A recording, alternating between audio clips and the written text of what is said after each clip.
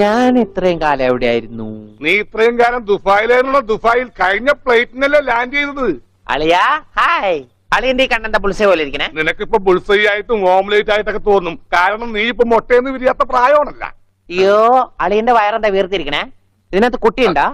വനത്തെ കഞ്ഞിയായില്ലേ? ഇതിൽ കൂടുതൽ ഇനി എന്താവാനാ? അമ്മിക്കുട്ടി എനിക്ക് ഇതുപോലത്തെ ഒരു ബുൾസൈ വേണം.